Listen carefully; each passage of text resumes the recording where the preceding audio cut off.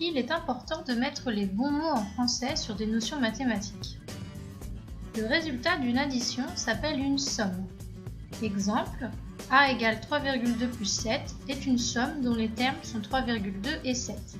Les termes, ce sont les nombres que l'on additionne ou bien les nombres que l'on soustrait. Donc ici, 3,2 et 7 sont des termes. Le résultat d'une soustraction s'appelle une différence.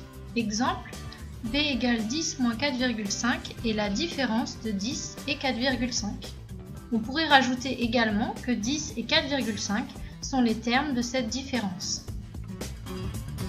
Le résultat d'une multiplication s'appelle un produit. Exemple, C égale 9 fois 7 est un produit dont les facteurs sont 9 et 7. Les facteurs, ce sont les nombres que l'on multiplie et uniquement les nombres que l'on multiplie. Le résultat d'une division s'appelle un quotient.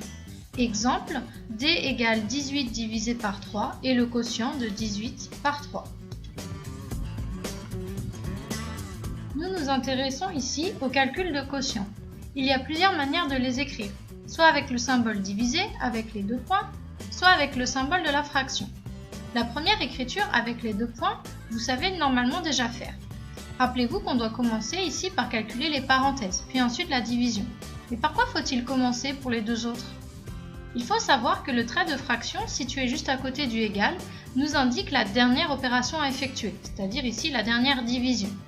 Donc si la dernière division à effectuer se situe ici, on va donner la priorité opératoire, la priorité de calcul au numérateur. On comprend donc qu'il y a des parenthèses sous-entendues.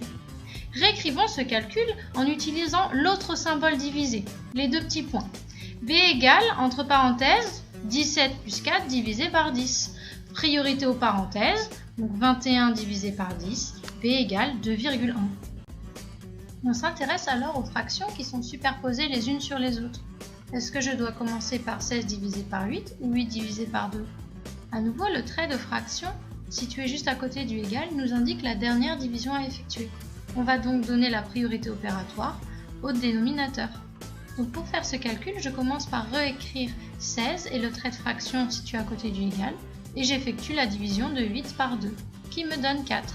Et je termine mon calcul, 16 divisé par 4 égale 4. J'aurais pu écrire cette expression dès le départ avec des parenthèses, et sans le trait de fraction. Les parenthèses doivent se trouver autour de la division 8 divisé par 2. Priorité à 8 divisé par 2. On retrouve bien à travers cette écriture le fait que les parenthèses permettent de modifier l'ordre de priorité des calculs.